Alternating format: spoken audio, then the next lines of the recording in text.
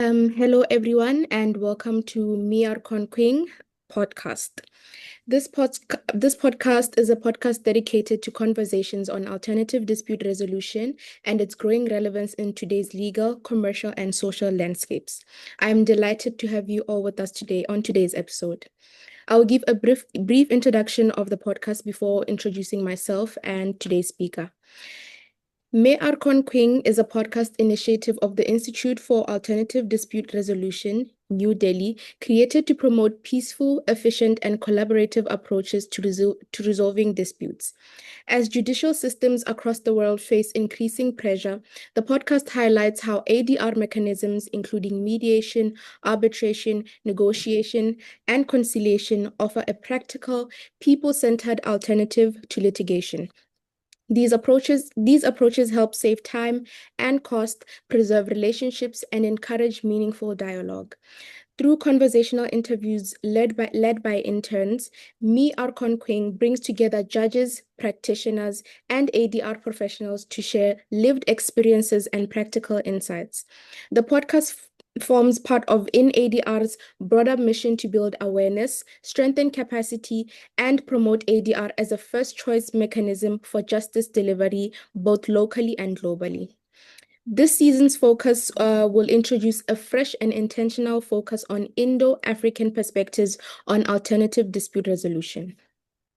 For the first time, the podcast creates a bilateral space for dialogue between African professionals and the Indian and global ADR ecosystem, bringing together experiences shaped by legal systems, cultures, and approaches to conflict resolution. Through personal journeys, institutional insights, and practical reflections, this season explores how Africa and India can learn from one another in strengthening the mediation culture, advancing arbitration practice, and reimagining justice beyond litigation. The conversations move beyond theory, highlighting how ADR is lived, adapted, and innovated across borders. By centering voices that operate at the intersection of Africa, India, and the international practice, this season aims to spark new thinking, encourage collaboration, and contribute meaningfully to the global evolution of dispute resolution. Before we begin, I'll give a brief introduction of myself.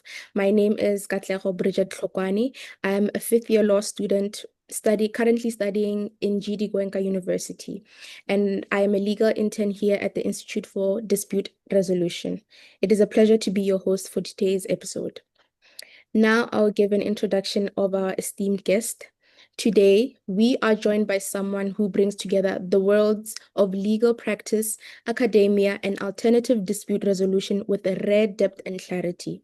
Dr. Apoorva Dixit is a legal academic, mediator, arbitrator, and POSH trainer with extensive experience in teaching and practicing dispute resolution. Her work spans classrooms, courtrooms, and conference rooms, engaging with disputes not just as legal problems, but as human ones. Through her work in ADR, she has been deeply involved in shaping how conflicts are understood, managed, and resolved, particularly within institutional and workplace settings.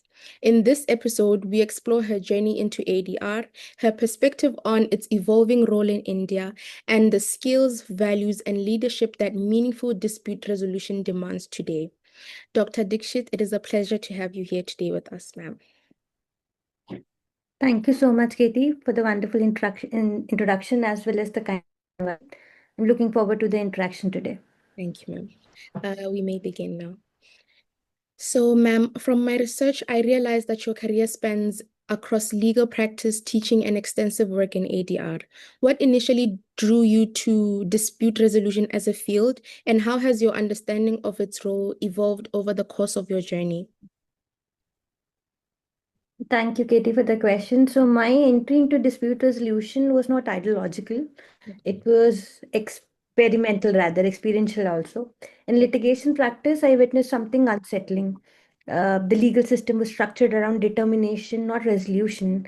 Mm, Cases were framed as contest, the process rewarded endurance, mm, and often the party who could sustain delay had strategic advantages. Over the time, I began to question what justice actually meant in practice. A decree after 10 years, is that justice? A commercial relationship destroyed in the process of enforcement, is that success? Dispute resolution drew me in because it shifted the lens.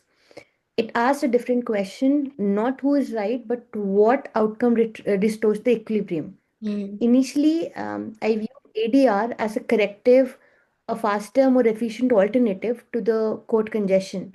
But as I engaged more deeply, academically, and practically, my understanding became more nuanced. Now I see dispute resolution as an ecosystem. mm, Litigation safeguards constitutional rights, there's no doubt about that, and public accountability. Arbitration protects commercial predictability, mediation restores communication and preserves the relationships, and conciliation shows and allows creative problem solving. So the evolution in my thinking has become from alternative to appropriate, and justice is not a single pathway, it is a calibrated response to the nature of the conflict. And perhaps most importantly, I have come to appreciate that conflict is rarely just legal. It is layered with psychological, economical, institutional, and sometimes deeply personal as well. mm. And any system that ignores those layers risk producing technically correct but socially incomplete outcomes. So Thank that will be my take on that. Okay, ma'am, I appreciate your answer and I do agree.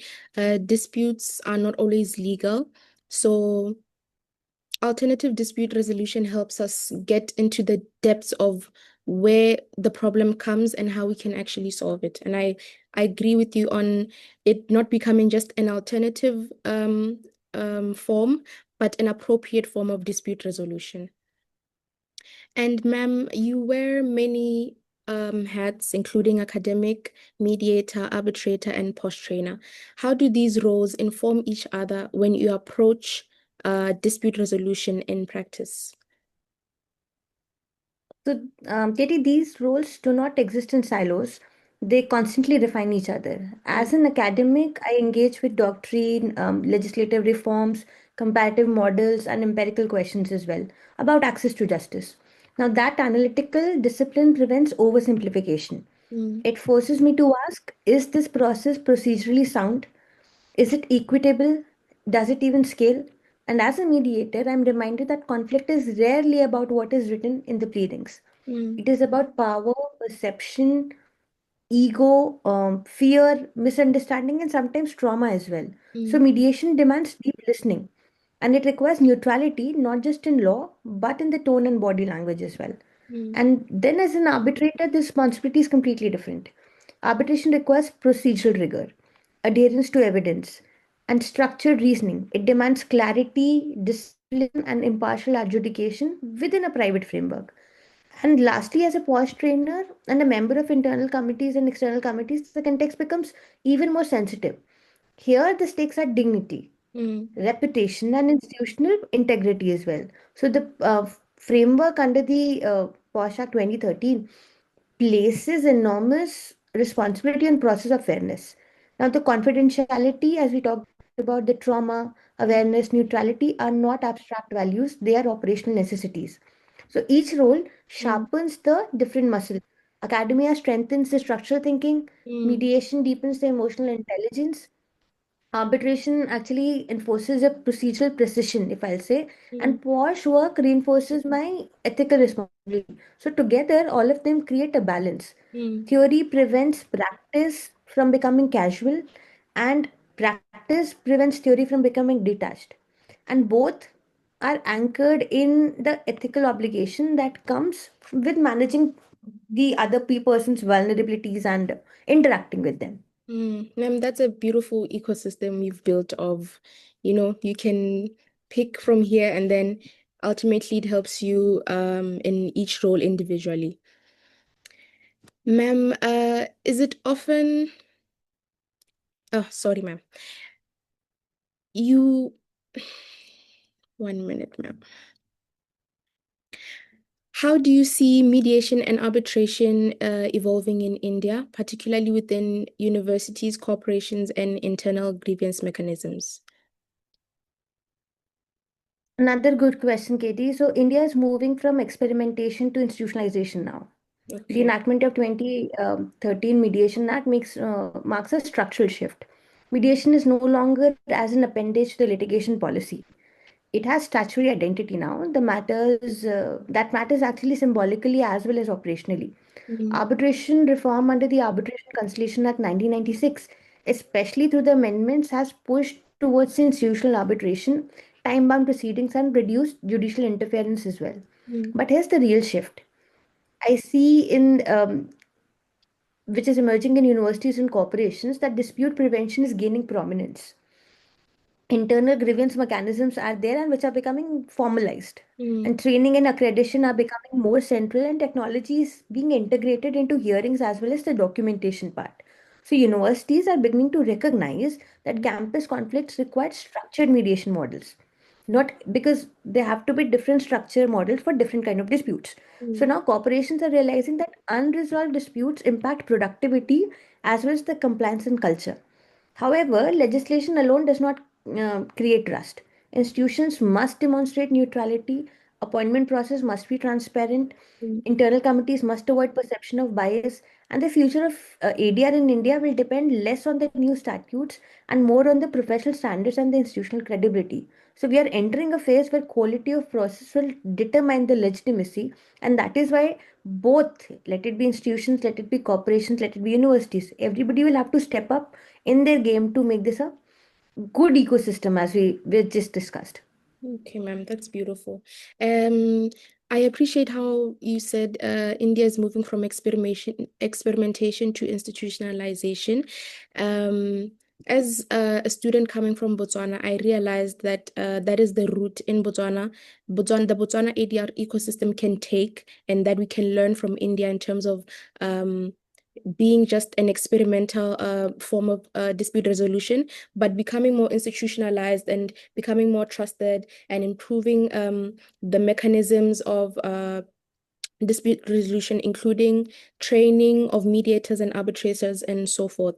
So bouncing off of that, what do you think that jurisdictions in Africa and Asia can learn from each other when it comes to building trust in mediation and arbitration mechanisms? That's a very good question, Katie, and that there is enormous scope for cross learning, I'll say. Mm, Many African jurisdictions have strong traditions of community based and customary dispute resolution, mm, and I'm sure you know about it. yes, ma'am. These systems often enjoy deep social legitimacy Mm, because they're culturally embedded. They prioritize restoration and community harmony. Now, mm, several Asian jurisdictions, on the other hand, have invested heavily in legislative reforms, mm, institutional arbitration centers, and enforceability frameworks that align with global commercial standards. The exchange can be powerful. mm, Asia can learn how dispute resolution becomes trusted when it is culturally rooted and socially accessible.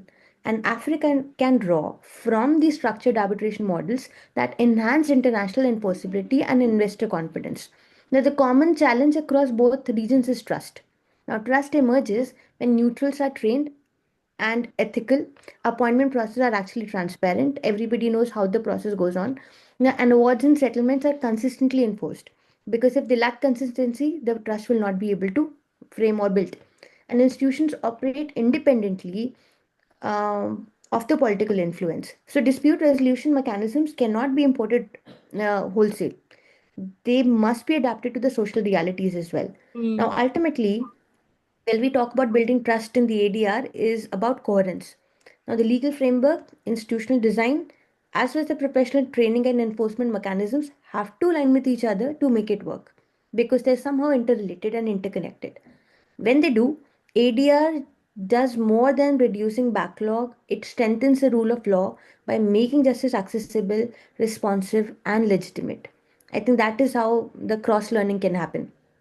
that is a beautiful way, ma'am, and thank you for that. I'll definitely take some of the advice you gave and take it back home. If you have anything else to add, ma'am, I'd be more than happy to give you the floor.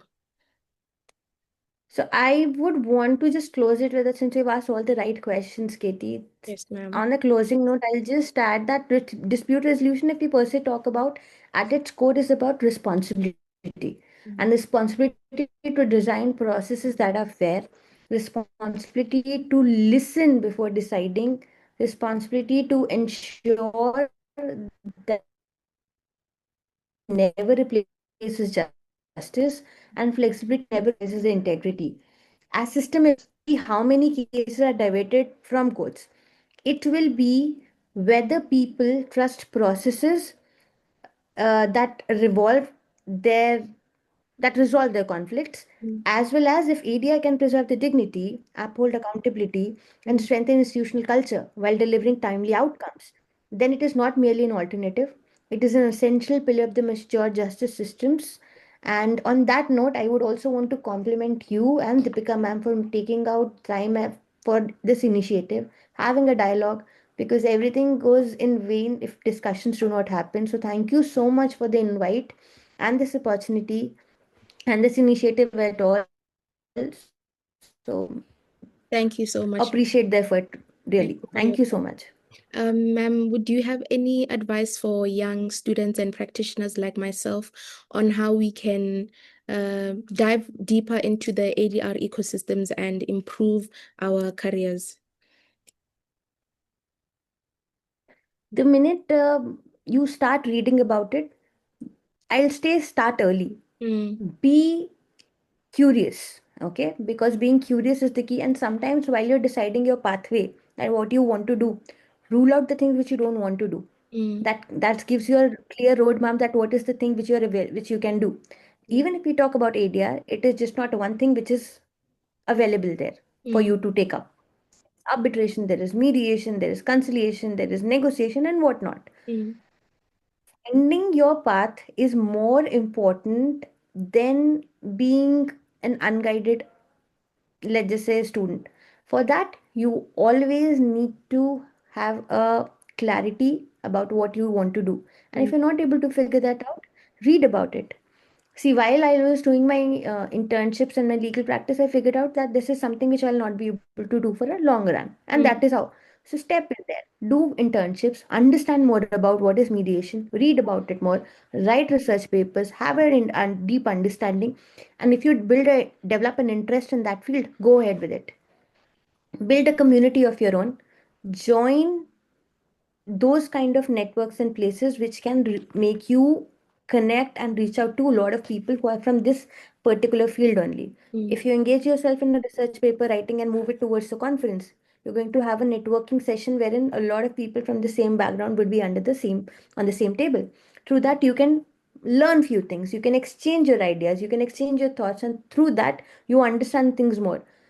Sometimes, see, it is just not about the textbooks, what is written there and what is being taught. Sometimes it's about the practice, Okay. Mm, and something it's about the practical learning rather. So that can only be done if you step out of your comfort zone and go there out there and explore things what works out the best for you.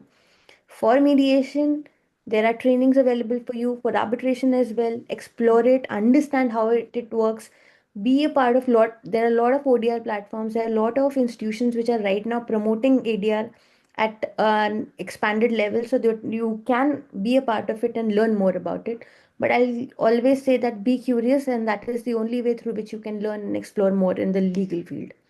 Thank you so much, ma'am, for your advice. I really appreciate it, and I'm 100% sure that the audience will take something from the advice, ma'am. With that, ma'am, we will close the episode. Thank you again for gracing us with your time. I truly appreciated your insights, and I'm sure this will be very much valuable to the audience at large. Thank you so much, Katie. It was a pleasure interacting with you. Thank you so much. Thank you, ma'am. And to our listeners, thank you for tuning into Me Arcone Queen. I'm looking forward to seeing you in the next episode.